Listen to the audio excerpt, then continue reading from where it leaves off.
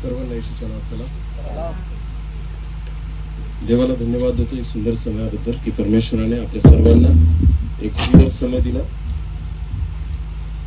की आपण या परिवारासोबत देवाची स्तुती आराधना करू आणि आनंद करू, आणि म्हणून या परिवाराने आपल्या सर्वांना या ठिकाणी एकत्रित केलं. मी प्रभूला धन्यवाद देतो हा समय की आपण देवाच्या वचनातून काही गोष्टी बघाव्या, आणि मी विश्वास ठेवतो की आज परमेश्वर त्याच्या वचनाद्वारे आपल्याशी बोलेल. एक छोटीशी प्रार्थना करू आणि आपण देवाच्या वचनाकडे जाऊ. डोळे झाकू प्रार्थना करू. सर्व शक्तिमान आमच्या जिवंत देवा, आकाश आणि पृथ्वीच्या उत्पन्न करता प्रभू, मी तुला धन्यवाद देतो, तुझी स्तुती करतो परमेश्वरा. हा समय तुझ्याकडून आहे. मी प्रार्थना करतो देवा, आज परत एकदा तुझ्या वचनामध्ये राहून तू आमच्याशी बोल दे बापा. आज या लग्न प्रसंगी परमेश्वरा, विशेष जी वधू आहे आणि जो परिवार आहे, तसंच जेवढे विश्वासणारे व जेवढी लोक आप्तजन मित्र या ठिकाणी एकत्रित आलेले आहेत परमेश्वर, आज प्रत्येकाशी तू बोल दे बापा. येणारं वचन ऐकणाऱ्या प्रत्येकासाठी, आम्हा सर्वांसाठी आशीर्वादाचं कारण कर प्रभू. तूच दिसावा आणि तुलाच महिमा मिळावी असं होते. मी घटावं, तू वाढावा आणि तुझंच गौरव व्हावं असं होते. बोल प्रभू, तुझा दास ऐकते. धन्यवाद. प्रार्थना प्रभू येशू तुझ्या सामर्थ्य आणि गोड नावाने मागितली म्हणून काय. आज आपण या लग्न प्रसंगी एक परिचित असा शास्त्रभाग बघणार आहोत की बहुतांशी लग्नांमध्ये आपण हा शास्त्रभाग वाचतो किंवा याच्यावर बोललं जातं, पण आज बघू परमेश्वर आपल्याशी ह्या वचनाद्वारे काय बोलेल. आपण काढू योहान कृष्णवर्तमान याचा दुसरा अध्याय. योहान कृष्णवर्तमान याचा दुसरा अध्याय आणि वचन 1 पासून पुढे आपण वाचू. योहान कृष्णवर्तमान याचा दुसरा अध्याय आणि वचन 1 पासून पुढे.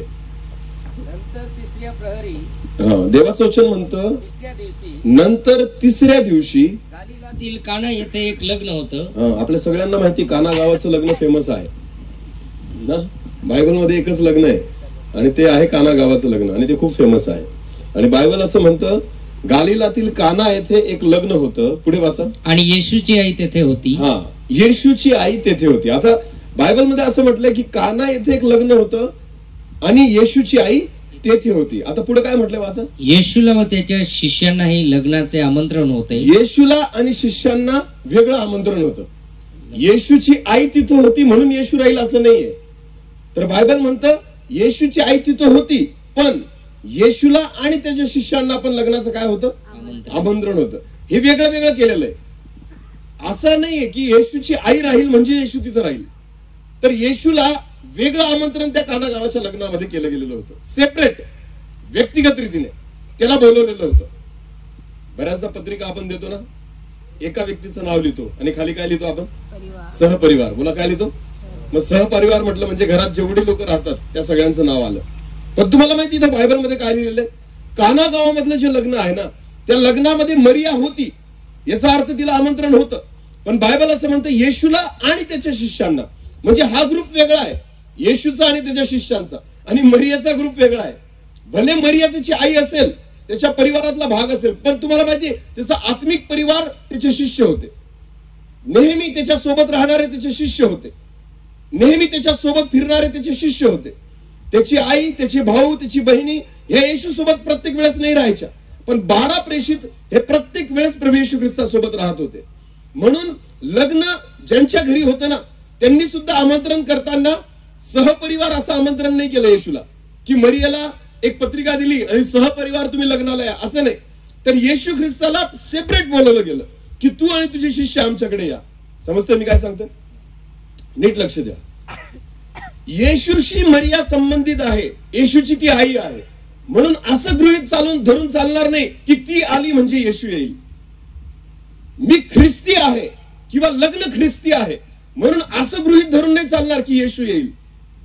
त्याला तुम्हाला आमंत्रित करावं लागेल. बोला काय करावं लागेल, आमंत्रित. बघा मरिया तर त्याची आई आहे ना, मग येशूला वेगळं आमंत्रण देण्याची काय गरज आहे. नाही, येशूला जोपर्यंत तुम्ही व्यक्तिगत बोलवत नाही ना, तो येत नाही. त्याला वेगळ्या आमंत्रणाची गरज आहे, त्याला वेगळ्या आदराची गरज आहे, कारण तो आदर त्याला दिला गेला पाहिजे. गृहीत धरून चालणार नाही. म्हणून येशूला आणि त्याच्या शिष्यांना वेगळं आमंत्रण दिलं गेलं. बऱ्याचदा आपल्याला असं वाटतं की ख्रिस्ती लग्न आहे म्हणून त्याच्यामध्ये कोण असेल, येशू. पण डिपेंड आहे की आपण आमंत्रित कोणाला केलेलं आहे. बऱ्याचदा ख्रिस्ती लग्नांमध्ये बँड असतो ना आमंत्रित केलेला, काय असतो? याचा अर्थ होता पत्रिका येशूपर्यंत गेलीच नाही. आमंत्रण कोणाला देतोय आपण त्याच्यावर डिपेंड आहे ना. ख्रिस्ती लग्न जर असेल आणि बँड असेल तर मला सांगा येशू येईल का? हा का नाही? उत्तर द्या फक्त. जर तुमची उत्तर हा असतील ना तर मला दाखवा वचनात कशा पद्धतीने तो येऊ शकतो. असं ख्रिस्ताची बलियारा सोबत एक वाक्यता होत नाही, देवाचं वचन म्हणतं. जग आणि परमेश्वर कधीच एकत्र राहू शकत नाही किंवा एक होऊ शकत नाही. त्यांचे विचार आणि देवाचे विचार जुळू शकत नाही, देवाचं वचन म्हणतं. मी ह्या गोष्टी का सांगतो नीट लक्ष द्या. बऱ्याचदा आपण गृहीत धरून चालतो की मी विश्वासू आहे ना तर माझ्या लग्नामध्ये कोण असेल? येशू असेल आणि तो आशीर्वादित करेल. अहो सगळ्या प्रार्थना तशाच केल्या जातात ना लग्नामध्ये. साखरपुड्यापासून त्याच प्रार्थना, येशू अंगठीला आशीर्वादित कर, येशू ह्या माळेला आशीर्वादित कर, येशू मंगळसूत्राला आशीर्वादित कर. गृहीत धरतोय आपण, तो आशीर्वादित करतोय. पण गृहीत धरू नका. तुम्ही आमंत्रित केलंय का पहिले हा विचार करा.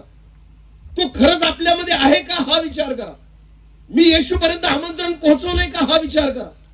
काय मी येशूला त्याची उपस्थिती माझ्या घरामध्ये ओढून आणली का हा विचार करा. काय येशूला आवडेल असं वातावरण मी निर्माण केलंय का हा विचार करा. येशूला जे आवडतं ते त्या ठिकाणी आहे का हा विचार करा. तुम्हाला माहितीये परमेश्वर जो आहे ना, नीट लक्ष द्या, बायबल म्हणतो तो आराधनेमध्ये विराजमान असणारा परमेश्वर आहे. बोला कशामध्ये? आराधनेमध्ये. ज्यावेळेस तुम्ही देवाची आराधना करतात ना, परमेश्वराची स्तुती करतात, देवाचे गीत गातात, देवाला महिमा देतात ना, आपोआप देव उतरून येतो. का? कारण त्याला आवड आहे आणि त्याला सवय त्या वातावरणामध्ये राहण्याची.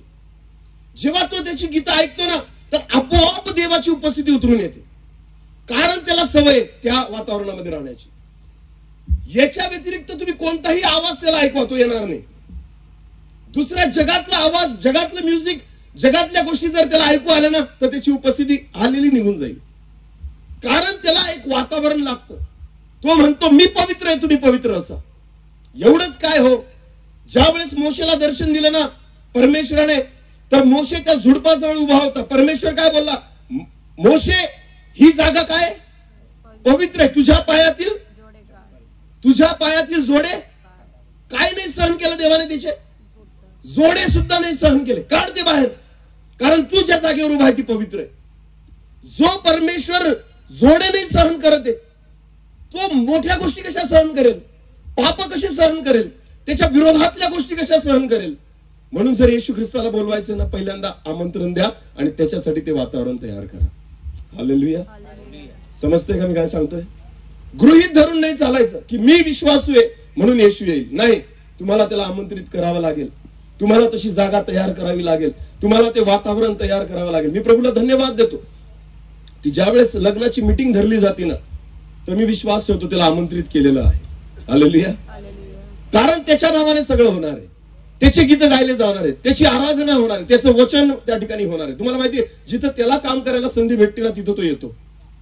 जिथं येशूला मोकळीकता भेटणारे काम करायला ना तिथं तो येतो. काना गावामध्ये येशूला मोकळीकता होती. त्या लग्नामध्ये काय होती येशूला? एक वाचू आपण पुढे ते वचन. वाचा बरं, पुढचं वचन वाचा. मग द्राक्षरस संपला. मग द्राक्षरस संपला. येशूची गरज केव्हा आहे? जेव्हा काय संपला? द्राक्षरस. आता नीट लक्ष द्या. तेव्हा येशूची थांबा ना. द्राक्षरस संपला. आता जेवण चालू असताना भात संपला तर आपण काय करतो बरं? भात संपला तर काय करू आपण? पाणी गरमच असतं. काय असतं? पाणी गरम करून ठेवलेलं असतं. का बरं? कमी पडला तर आपण लगेच त्याच्यात काय टाकतो? तांदूळ टाकतो आणि भात शिजवून घेतो. कारण आपल्याला माहितीये गरम ठेवावं लागेल. कारण लोक किती येतील याचा अंदाज नाहीये. भात बनवता येतो, डाळ लगेच बनवता येते, पण द्राक्षरस लगेच बनवता येत नाही. त्या काळामध्ये द्राक्षरस कसा बनवला जायचा माहिती का? द्राक्ष कुंडामध्ये द्राक्ष तुडवले जायचे पायाने. खूप वेळ लागायचा त्याचा रस काढण्यासाठी. तेव्हा मिक्सर नव्हते, तेव्हा मशीन नव्हते. आता द्राक्षरस संपला तर काय करायचं? जेव्हा त्यांची आशा संपून गेली होती आता की हे द्राक्षरस लगेच बनवताच येणार नाही, मग नेमकं काय करायचं? भात असता तर बनवून टाकला असता, डाळ असती तर बनवून टाकली असती, पण द्राक्षरस कसं काय बनवायचं? येशूची गरज माणसाला तेव्हा पडते जेव्हा त्याच्याने काहीच होत नाही. हालेलुया. जेव्हा त्याच्या सगळ्या आशा संपलेल्या असतात ना तेव्हाच येशूची गरज पडते. तुमच्याने जोपर्यंत होतं ना तुम्हाला येशूची गरज नाहीये. जोपर्यंत मी प्रयत्न करू शकतो ना मला येशूची गरज नाहीये. भात संपला असता, तर त्यांना येशूची गरजच नव्हती, आचार्याची गरज होती. कोणाची गरज होती? ते आचार्याकडे गेले असते की अरे भात वाढव चल लवकर, ते पाणी गरम आहे ना त्याच्यात तांदूळ टाक. पण द्राक्षरस संपला ना, म्हणजे आशाच संपली. आता द्राक्षरस लगेच तर बनवता येणारच नाही, आजच्या आज तर तो बनणारच नाही. मग नेमकं काय करायचं? येशूची गरज मनुष्याला त्यावेळेस पडते ज्या वेळेस त्याचे सगळे मार्ग बंद झालेले असतात, सगळे आशा संपलेल्या असतात, जे आता कोणीच नाही करू शकत, ज्याच्यामध्ये कोणीच मदत नाही करू शकत ना, येशू तिथं तुम्हाला मदत करतो. हालेलुया. विश्वासी ख्रिस्ती लग्नामध्ये एका जोडप्याला सगळ्यात जास्त येशू ख्रिस्ताची गरज आहे आशीर्वादित करण्यासाठी. नीट लक्ष द्या. हे एक असं नातं आहे किंवा जीवनातला हा असा एक पॉइंट आहे, जर देवाच्या उपस्थितीत जर सुरू झाला नाही ना, तर आयुष्यभर त्या ठिकाणी आपल्याला त्रास होऊ शकतो. परमेश्वराने सगळं शब्दाने निर्माण केलं. नीट लक्ष द्या. परमेश्वराने सगळं शब्दाने निर्माण केलं, पण जेव्हा हवेला बनवायचं होतं ना आदामासाठी, तर कसं बनवलं बरं? स्वतःच्या हाताने. बोला, स्वतःच्या. परमेश्वर बोलला आणि सूर्य निर्माण झाला. परमेश्वर बोलला, आकाश निर्माण झालं. परमेश्वर बोलला, पक्षी निर्माण झाले. सगळं बोलला आणि निर्माण झालं. पण जेव्हा हवेला बनवायचं होतं ना, देवाने स्वतःच्या हाताचा उपयोग केला, कारण त्याला माहिती होतं ही सगळ्यात महत्वाची गोष्ट मी आदामासाठी बनवत आहे. ही नुसती बोलून नाही बनवता येणार, याच्यासाठी माझ्या हातांची गरज आहे, याच्यासाठी मला घडवण्याची गरज आहे.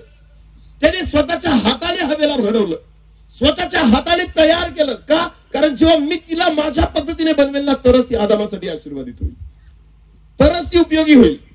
म्हणून परमेश्वराने हवेला घडवताना स्वतःच्या हाताने आदामाचा विचार करून बनवलं. हालेलुया. शब्दाने नाही बनवलं. म्हणून लग्न हे फार महत्वाचं आहे. परमेश्वराच्या दृष्टिकोनातून महत्वाचं होतं. म्हणून देवाने हवेला स्वतःच्या हाताने घडवलं आणि मग तिला बनवल्यानंतर तो आदामाकडे घेऊन आला आणि त्याच्या हाती सोपून दिला. एवढी महत्वाची गोष्ट आहे लग्न. एवढा महत्वाचा आहे हा निर्णय की कशा पद्धतीने आदामासाठी हवा तयार होते, कशा पद्धतीने ते दोघं एकमेकांसाठी तयार होतात. लक्षात घ्या, आदामाला बनवलं हाताने बनवलं आणि हवेला बनवलं ते पण देवाने कशाने बनवलं? हाताने. बाकी सगळ्या गोष्टी शब्दाने बनवल्या, पण या दोघांना देवाने आपल्या हाताने घडवले. पती पत्नी तेव्हाच आशीर्वादित होतील जेव्हा दोघं देवाच्या हातामध्ये असतील. दोघांचं जीवन देवाच्या हातामध्ये असेल, त्याच वेळेस दोघं व्यक्ती किंवा तो संसार किंवा तो परिवार आशीर्वादित होतो. आणि म्हणून परमेश्वराने या दोघांना बनवताना ना स्वतःच्या हाताचा उपयोग केला. आणि आज पण मी तुम्हाला तेच सांगतो की पती आणि पत्नी हे दोघं देवाच्या हातात असणं फार गरजेचं आहे. एक जरी नसेल ना तरी अडचणी येतील. मोटरसायकलला किती चाकं असतात? 2. आणि 4 व्हीलरला किती असतात? 4. मोठी कार असते ना, तिला 4 चाकं असतात. 3 चाकांमध्ये मस्त हवा आहे. 3 चाकं जे आहेत ना त्याच्यामध्ये मस्त हवा आहे. फक्त एक पंक्चर झालं. किती पंक्चर झालं? 1. बरं, चांगले किती आहेत मग? 3. पंक्चर किती झालं? गाडी चालते का? गाडी चालते? अरे 3 चांगले आहेत ना तरी नाही चालत, कारण एक पंक्चर झालेलं आहे. तुम्हाला माहितीये ही मोटरसायकल आहे, याच्यामध्ये 2 चाकं जे आहेत ना ते सारखेच पाहिजे, तरच त्या ठिकाणी ती गाडी व्यवस्थित चालली. एक जरी पंक्चर राहिलं ना तरी सुद्धा चालू शकत नाही, आपला भार वाहू शकत नाही. दोघं देवाच्या हातामध्ये असणं गरजेचं आहे, तर ख्रिस्ती संसार हा आशीर्वादित होतो. गृहीत धरू नका. मी परत एकदा सांगतो, देवाला गृहीत धरू नका. मी प्रार्थना करून निघून जाईल, त्याने ऐकली पाहिजे ना, त्याने ऐकली पाहिजे. जरुरी नाही की शिंदे सर मागतो म्हणून तो देईल. ते त्याच्या इच्छेवर त्याने द्यायचं का नाही द्यायचं. नीट लक्ष द्या. प्रार्थना कोण करतो याच्याने फरक नाही पडत, तो देतोय का नाही याच्याने फरक पडतो. लक्षात घ्या. वाचू आपण, ते आपल्याला कळेल. ज्यावेळेस द्राक्षरस संपला, येशूची गरज पडली. पुढे वाचा काय झालं. तेव्हा येशूची आई त्याला म्हणाली. तेव्हा येशूची आई येशूकडे गेली. बरं, द्राक्षरस संपला हे कोणाला कळलं? येशूला का आईला? बोला, कोणाला कळलं? आईला. येशूला नव्हतं माहिती, आईला कळलं. येशूची आई आहे ना, तिला माहिती होतं मी काहीच नाही करू शकत त्याच्या बाबतीमध्ये, मग मला कोणाकडे जावं लागेल? येशूकडे. कोणाकडे जावं लागेल? तुम्ही येशूची संबंधित असाल, तुम्ही काही नाही करू शकत, तोच करेल. म्हणून तुम्हाला येशूकडेच जाणं गरजेचं आहे. जेव्हा तुम्हाला कसली गरज पडेल तुम्हाला येशू जवळ जाणं गरजेचं आहे. मरिया येशू ख्रिस्ताकडे गेली. आणि पुढे त्यांच्याजवळ द्राक्षरस नाही. आणि येशूने आणि मरियेने येशूला म्हटलं यांच्याजवळ द्राक्षरस नाही. पुढे येशू तिला म्हणाला, येशू तिला म्हणाला, बाई बाई याच्याशी तुझा माझा काय संबंध? याच्याशी तुझा माझा काय संबंध? माझी वेळ अजून आली नाही. माझी वेळ अजून आली नाही. नीट लक्ष द्या. मरियेने सांगितलं द्राक्षरस बनव. येशूने ऐकलं तिचं? नाही. येशू म्हणतो बाई याचा तुझ्याशी माझा काय संबंध? तू नाही सांगू शकत मला की द्राक्षरस बनव. तू मला आज्ञा नाही देऊ शकत की द्राक्षरस बनव. माझी वेळच अजून आलेली नाही. जेव्हा माझी वेळ येईल ना मी करेल. जेव्हा मला वाटेल ना मी करेल. नीट लक्ष द्या. देवाचं मन आपण नाही वळवू शकत. ते देवाच्या मनावर आहे त्याने करायचं का नाही. देवाची इच्छा असणं गरजेचं आहे. तर परमेश्वर आशीर्वादित करतो. आपल्या प्रार्थना देव तेव्हा ऐकतो जेव्हा त्याची इच्छा असेल. येशू म्हणतो मरियेला माझी वेळ अजून आलेली नाही. पुढे वाचा. त्याची आई चाकरांना म्हणाली, जेव्हा मरियेने हे ऐकलं ना की हा म्हणतोय की माझी वेळ अजून आली नाही, तेव्हा ती चाकरांकडे गेली. हा तुम्हाला जे काही सांगेल. आणि तिने बरोबर सांगितलं चाकरांना. काय सांगितलं? हा तुम्हाला जे सांगेल ते करा. ते करा. मी सांगेल ते नाही करणार तो, पण तो जे सांगेल ना ते तुम्ही करा. मग चमत्कार होईल. हालेलुया. नीट लक्ष द्या. तुम्ही सांगल्याने चमत्कार नाही होत. तो जे सांगतोय ते आपल्याला पाळावं लागतं. मग चमत्कार होतो.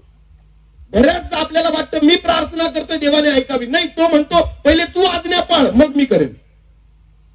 येशूची आई म्हटली की यांचा द्राक्षरस संपलाय. येशू ख्रिस्त म्हणतो की माझी वेळ अजून आलेली नाही.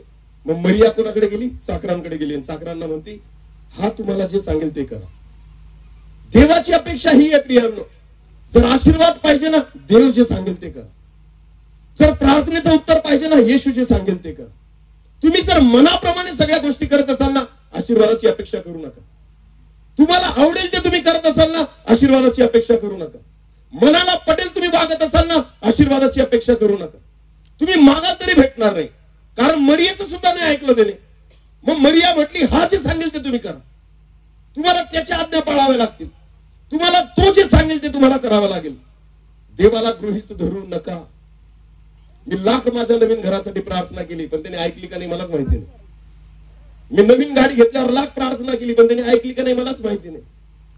कारण आपण आज्ञा पाळतो का नाही त्याच्यावर ते डिपेंड आहे. मी देवाच्या इच्छेप्रमाणे चालतो का नाही त्याच्यावर हे डिपेंड आहे. तर देव माझी प्रार्थना ऐकतो तर परमेश्वर मला आशीर्वादित करतो. तो जे सांगेल ना ते करा. हालेलुया. बायबल मधून एक उदाहरण आपण वाचू. काढू बरं आपण. दुसरे राजे याचा 5वा अध्याय. दुसरे राजे याचा 5वा अध्याय आणि वचन 1 पासून पुढे. दुसरे राजे 5 वचन 1 पासून पुढे. आरामाच्या राजाचा सेनापती आरामाच्या राजाचा सेनापती नामान हा आपल्या धनाच्या पदरी एक थोर व प्रतिष्ठित मनुष्य होता. एक प्रतिष्ठित व्यक्ती अधिकारी नामान नावाचा व्यक्ती होता. कारण त्याच्याद्वारे परमेश्वराने आरामास जय दिला होता. तो पराक्रमी वीर होता. तो पराक्रमी वीर होता पण कोडी होता. कोडी होता. मला काय होता? त्याला सर्व शरीराला काय होतं? नामानाला कोड होतं. विश्वासी लोकांना माहिती असेल ही गोष्ट. नीट लक्ष द्या. नामान एक कोडी होता. अधिकारी होता. चांगल्या पदावर होता. पुढे वाचा. आरामी लोकांनी टोळ्या करून छापा घातला आणि इस्रायल देशातून एक लहान मुलगी कैद करून नेली. नामान देवाला ओळखणारा नव्हता पण त्याच्या घरात जी मुलगी गुलाम म्हणून आणली ना ती देवाला ओळखणारी होती. पुढे वाचा. ती नामानाच्या स्त्रीच्या सेवेसाठी राहिली. ती आपल्या मालकिणीस म्हणाली शमरोनातल्या संदेष्ट्याशी माझ्या धन्याची गाठ पडली असती तर किती बरे होते. त्याने त्याचे कोड बरे केले असते. आता बघा ती गुलाम स्त्री म्हणती नामानाच्या बायकोला जर संदेष्ट्याला जर शमरोनातल्या जाऊन नामान भेटला ना तर त्याचं कोड 100% बरं होईल आणि तो पूर्णपणे बरा होऊन जाईल असं ती त्या ठिकाणी बोलली. मग नामानाला विश्वास वाटला त्याच्या बायकोने सांगितल्यावर आणि नामान हा संदेशाकडे गेला. एलिशाकडे गेला. वचन म्हणतं. आता 9 वचनापासून पुढे वाचा. तेव्हा नामान घोड्या रथांनी अलिशाच्या दारी जाऊन उभा राहिला. आता नीट लक्ष द्या. अलिशा तो संदेष्टा आहे ज्याच्याबद्दल नामानाने ऐकलंय की तिथे गेल्यानंतर मी बरा होईल. अलिशाच्या दारात जाऊन जेव्हा नामान उभा राहिला. पुढे वाचा. अलिशाने एका जासुदाच्या हाती त्याला सांगून पाठवले की जाऊन यार्देनेत 7 वेळा स्नान कर. नीट लक्ष द्या. नामान त्याच्या दारात बाहेर उभा आहे. अलिशा उठून बाहेर गेला नाही. अलिशाने एका जासुदाला पाठवलं आणि सांगितलं, याला सांग की जा आणि यार्देन नदीमध्ये 7दा डुबकी मार, तू बरा होऊन जाशील. पुढे काय झालं वाचा. म्हणजे तुझे शरीर पूर्वीसारखे होऊन तू शुद्ध होशील. शुद्ध होशील. हे ऐकून नामान रागावून चालता झाला. जेव्हा हे ऐकलं ना नामानाने, बायबल म्हणतं तो रागावून चालता झाला. पण नाही तो म्हणाला पहा मला वाटले होते. बघा नामानाला काय वाटले होते. तो म्हणाला मला वाटले होते तो स्वतः मजकडे बाहेर येईल. एलिशा स्वतः माझ्याकडे येईल आणि उभा राहून आपला देव परमेश्वर याचे नाव घेईल आणि रोगाच्या ठिकाणी हात ठेवून माझे कोड बरे करेल. असं कोणाला वाटलं होतं. नामानाला. तुला काय वाटतं याच्याने फरक पडत नाही. देवाने काय सांगितलं ते कर. नामानाला काय वाटत होतं. एलिशा येईल, हात ठेवेल आणि बरं करेल. आणि एलिशा काय बोलला, जा आणि यार्देनेत किती वेळा डुबकी मार. 7 वेळा. देवाचं काम हे होतं तुला सांगणं तू कसा बरा होशील. पण नामान मनामध्ये ठरवून गेलाय की बरं व्हायचं असेल ना तो दास येईल, माझ्या डोक्यावर हात ठेवेल, शरीराला स्पर्श करेल, बरा होईल. म्हणून त्याला राग आला. नीट लक्ष द्या. देव त्याच्या पद्धतीने काम करतो, आपल्या पद्धतीने नाही. तुम्हाला देवाचं ऐकावं लागेल, देव तुमचं नाही ऐकत. पहिले आपण त्याची आज्ञा पाळणं गरजेचं आहे. पहिले आपण देवाची वाणी ऐकणं गरजेचं आहे, तर परमेश्वर आपल्याला आशीर्वादित करतो. नामानाला वाटत होतं की असं होईल, पण देवाने काय सांगितलं, एलिशाद्वारे जा आणि यार्देनेमध्ये 7दा डुबकी मार. नामानाला राग का आला, कारण जे ठरवून आला होता ना तसं काहीच घडलं नाही. एलिशाने तोंड सुद्धा दाखवलं नाही नामानाला. नीट लक्ष द्या. बऱ्याचदा आपण गृहीत धरून चालतो देवा की हा देव करल.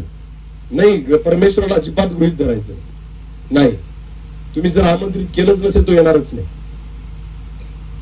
एखाद्या मोठ्या प्रतिष्ठित व्यक्तीला जर तुम्हाला लग्नाला बोलवायचं असेल ना, फोनवर आमंत्रण द्या बरं. येईल का नाही. मग काय करावं लागतं. प्रतिष्ठित व्यक्तीला बोलवायचं असेल तर काय करावं लागतं. प्रत्यक्ष पत्रिका घेऊन कुठे जावं लागतं, त्यांच्या दारात. आणि अजून वाट पाहावी लागते, ते मला भेटतील का नाही. वाट बघतो आपण बाहेर उभं राहून की त्यांनी वेळ दिला पाहिजे मला भेटण्याचं. आणि वेळ दिल्यानंतर 10 मिनिटं 15 मिनिटं अर्धा तास बाहेर थांबतात तुम्ही पत्रिका घेऊन. वास्तविक कोण बोलवते लग्नाला, तुम्ही त्यांना. पण तरी अर्धा तास तुम्ही बाहेर थांबतात, कारण त्यांना आमंत्रित करायचं. देवाला गृहीत धरतो आपण. येऊन जाईल, त्याला काय काम आहे दुसरं. बोलवलं का तो येतोच, काय काम आहे दुसरं. अजिबात देवाला गृहीत धरू नका, कारण तो राजांचा राजा आणि प्रभूंचा प्रभू आहे. एवढं पण कचरा नका समजू देवाला की तुम्ही काही केलं तरी देव येईल, तुम्ही चुकीचे वागले तरी देव येईल, तुम्ही बँड पार्टी बोलवली तरी देव येईल. अजिबात येणार नाही. ख्रिस्ती लोकांसाठी मी सांगतोय फक्त ही गोष्ट. जे स्वतःला विश्वासी म्हणतात ना, चुकीच्या गोष्टी करत असाल तर देवाची अपेक्षा अजिबात करायची नाही. अजिबात नाही करायची. त्याचा पण आदर आहे, त्याचा पण सन्मान आहे, त्याचा पण नाही, त्याचाच आदर आहे, त्याचाच सन्मान आहे आणि त्याचीच महिमा आहे. प्रभूची प्रार्थना म्हणतो ना आपण, म्हणतात का नाही. शेवटचे शब्द काय आहेत तिचे, त्या प्रभूच्या प्रार्थनेचे.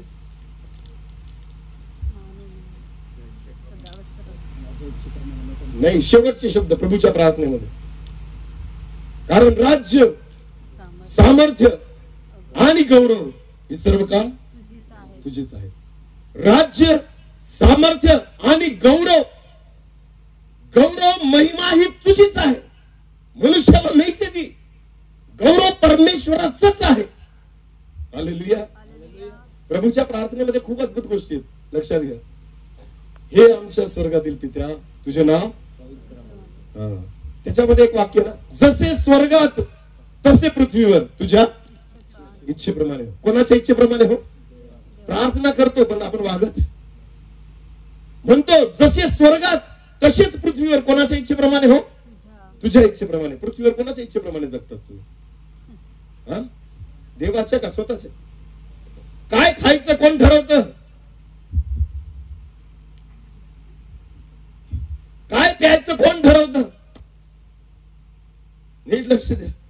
कोणाशी लग्न करायचं कोण ठरवतं. आता शास्त्र भाग वाचला ना बाळासाहेबांनी साहेबांनी इथं, तो शास्त्र भाग कोणा संदर्भात होता.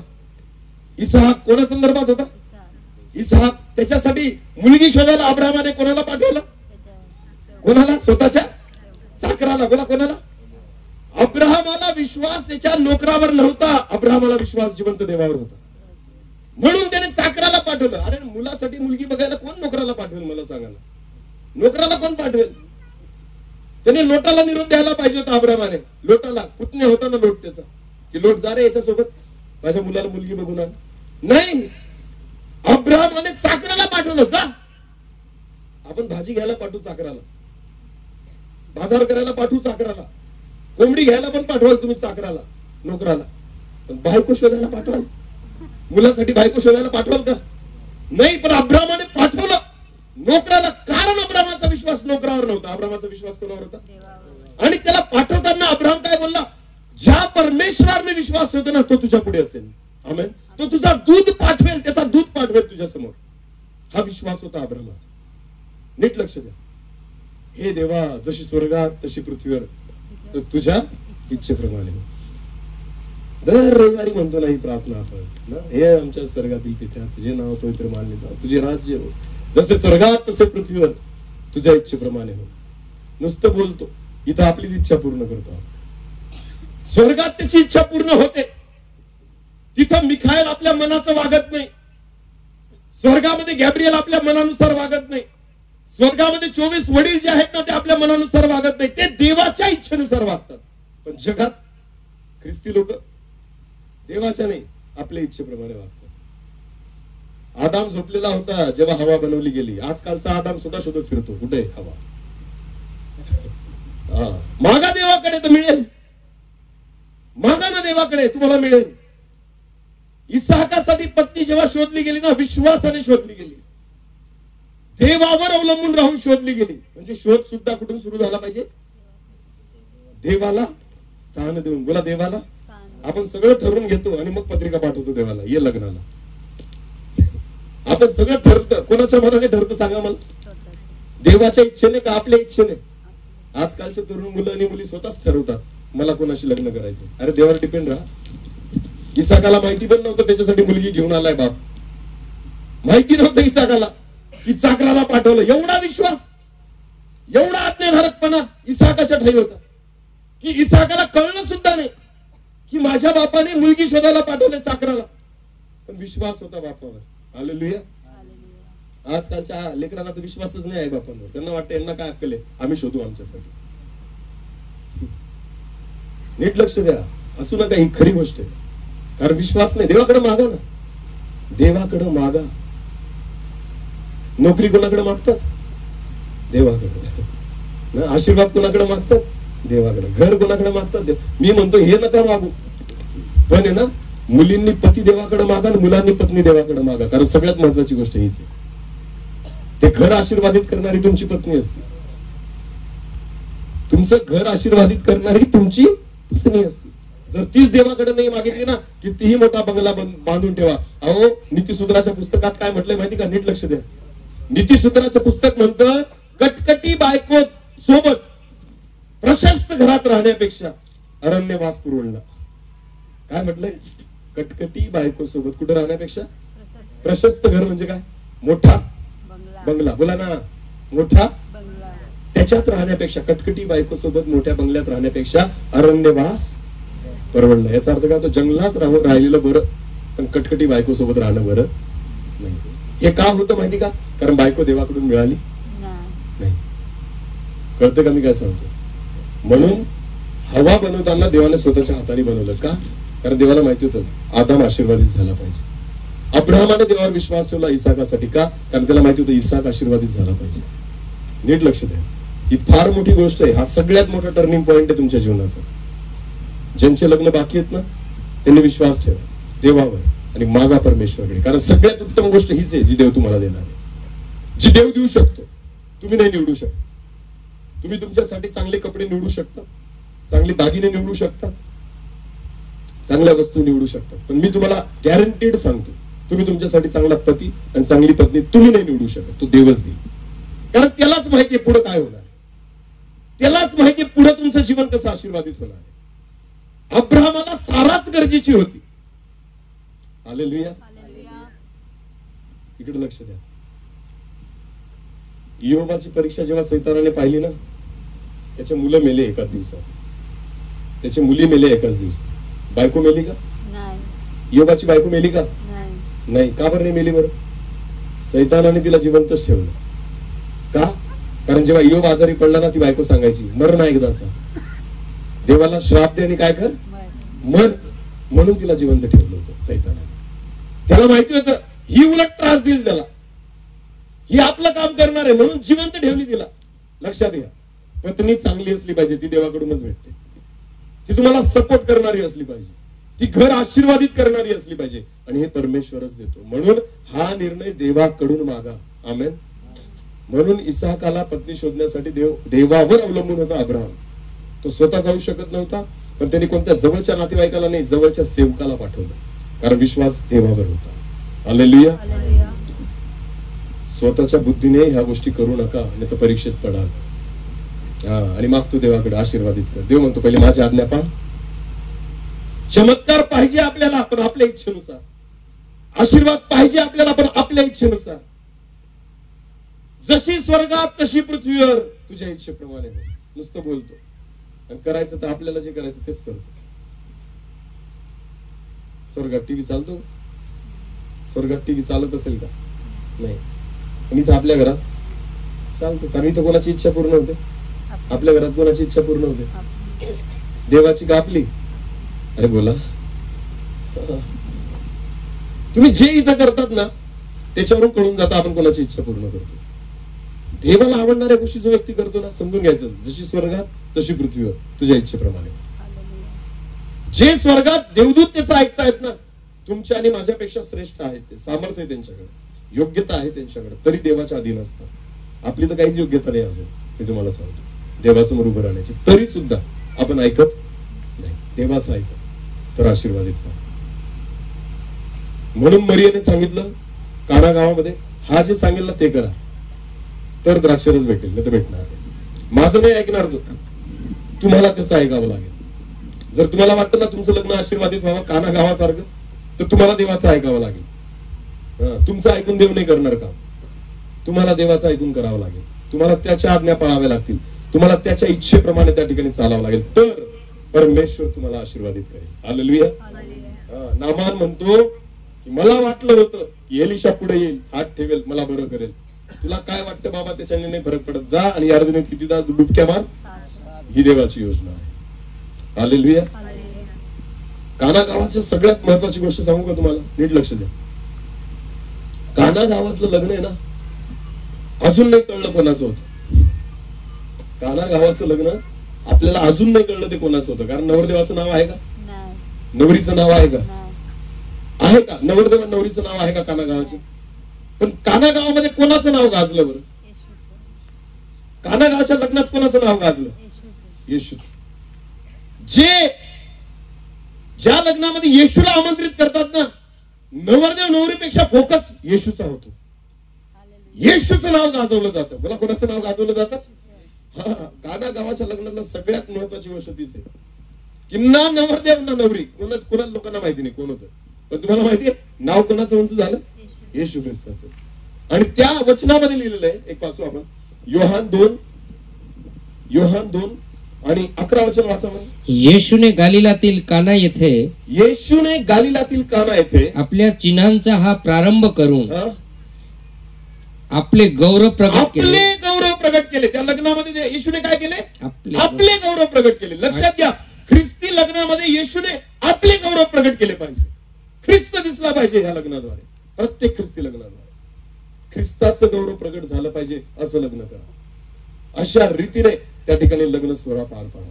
मी फक्त विश्वासी लोकांबद्दल बोलतोय, लक्ष द्या. जितके ख्रिस्ती म्हणतात स्वतःला त्यांच्याबद्दल हे वचन.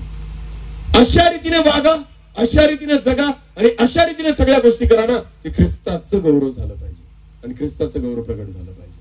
मनुष्य नको दिसायला, मी नको दिसायला, ख्रिस्त दिसला पाहिजे. अशा पद्धतीने त्या ठिकाणी लग्न होतं काना गावाचं. त्याच्यात फक्त ख्रिस्त दिसला. प्रियांनो, हे तेव्हाच होतं. काना गावातल्या लोकांनी येशू ख्रिस्तांनी सांगितलं त्याप्रमाणे केलं. त्याने म्हटलं हे दगडी रांजण पाण्याने भरा. त्यांनी भरलं. त्यांनी स्वतःची बुद्धी नाही चालवली, स्वतःची इच्छा पूर्ण नाही केली, त्यांनी येशूची इच्छा पूर्ण केली, येशूची आज्ञा पाळली आणि चमत्कार अनुभव केला. तुम्ही सुद्धा देवाच्या आज्ञेत राहा, देव तुमच्या लग्नाला आशीर्वादित करेल. प्रत्येक लग्नाला ख्रिस्त आशीर्वादित करेल. हालेलुया.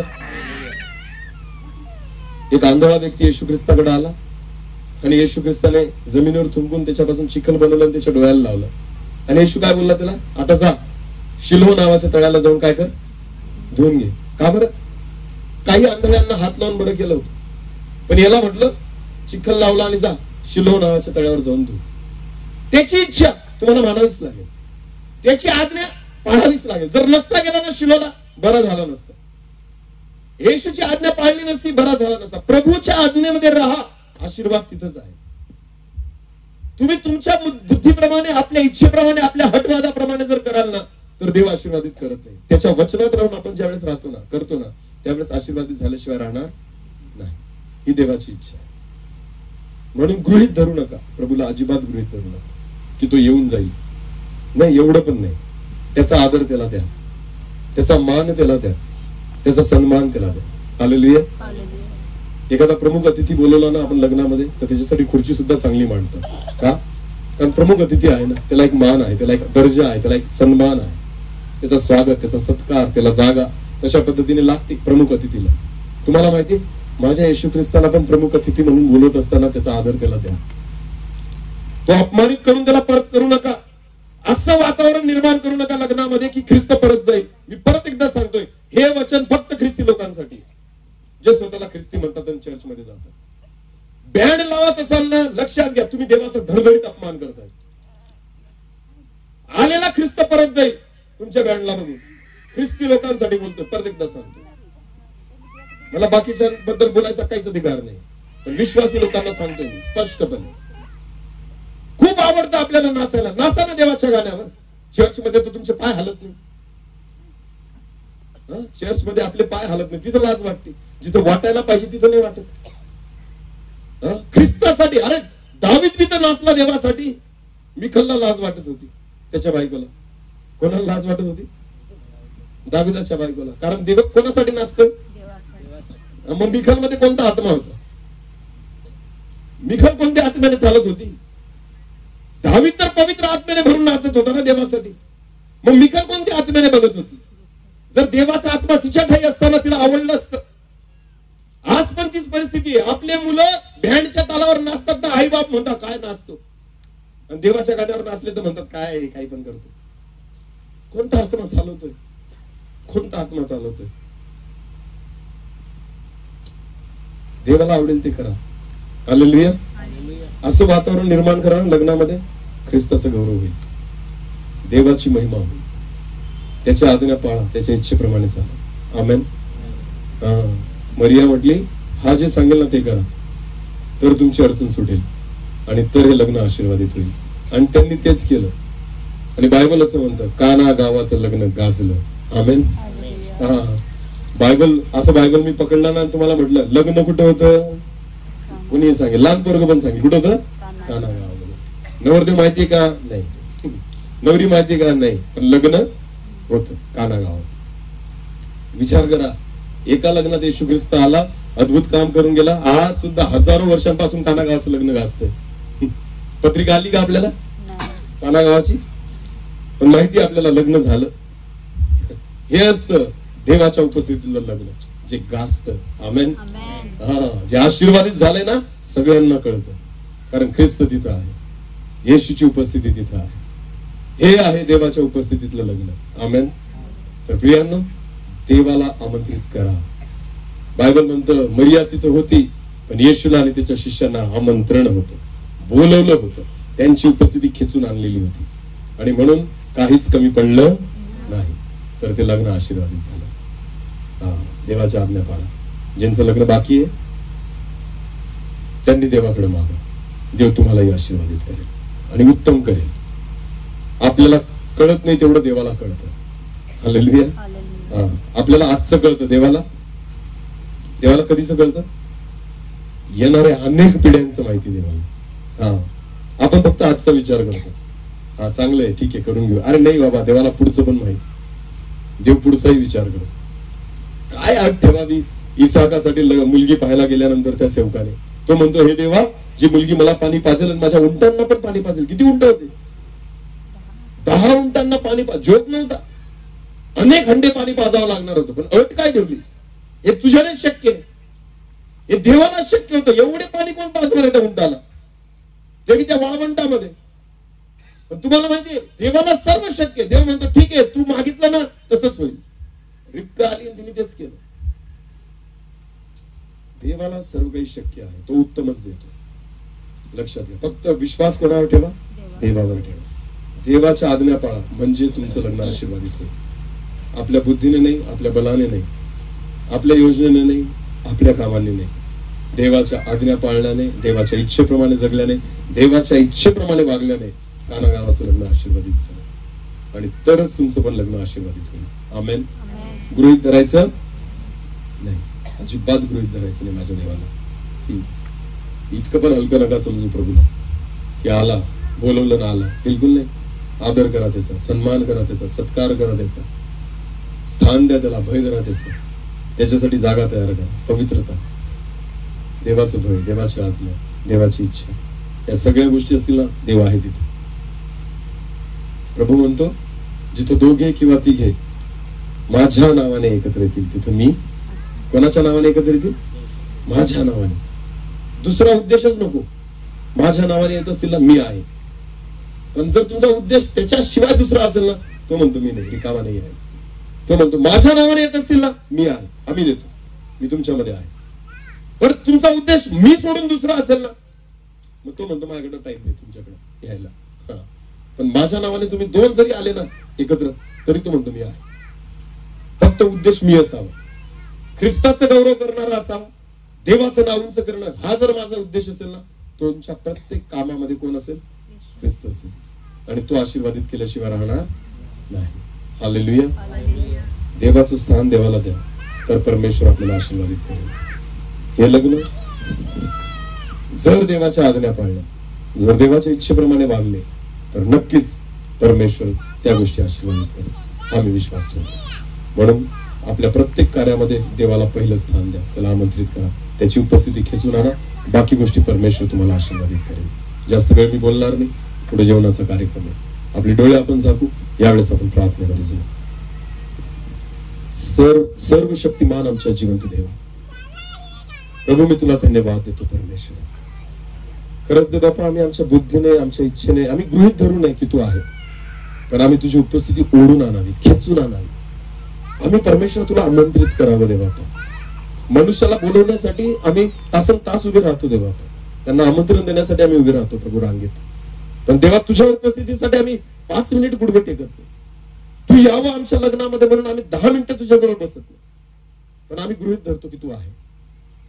देवा, आम्ही तुला गृहीत धरू नये, पण तुझ्या उपस्थितीसाठी आम्ही झटावं दे बापा.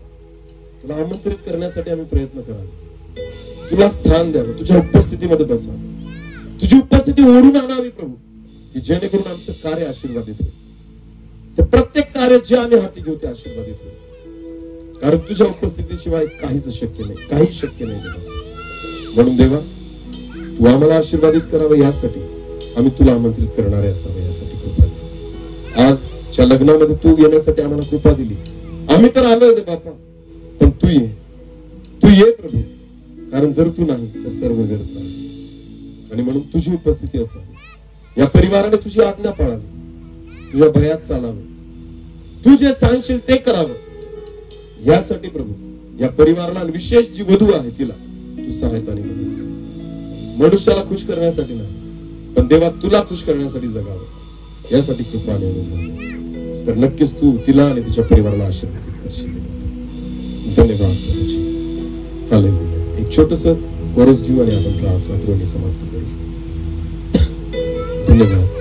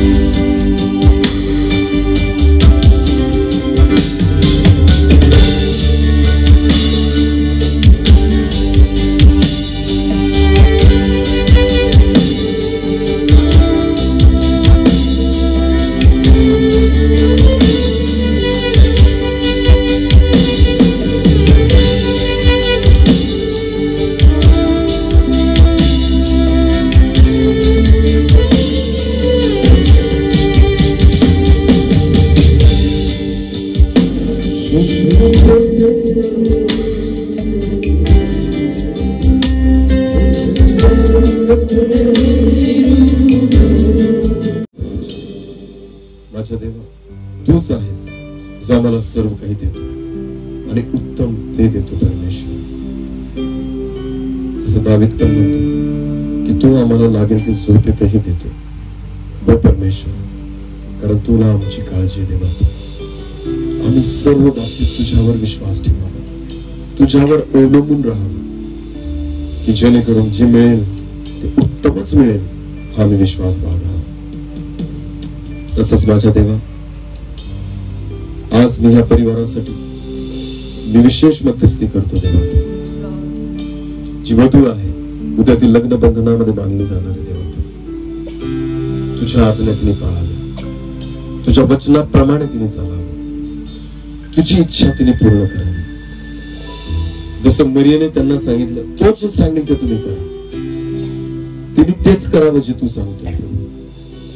तर ती आणि तिचा परिवार आशीर्वादित झाल्याशिवाय राहणार. आणि म्हणून प्रभू तू तिला सहाय्य कर की ती तुझ्या इच्छेप्रमाणे चालू शकेल, तुझ्या वचनाप्रमाणे जीवन जगू शकेल.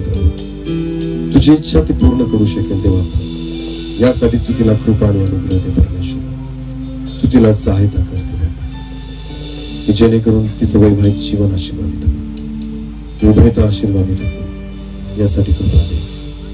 कोणी मनुष्य कोणाला आशीर्वादित नाही करू शकत देवा, तो तू आहे जो आम्हाला आशीर्वादित करतो.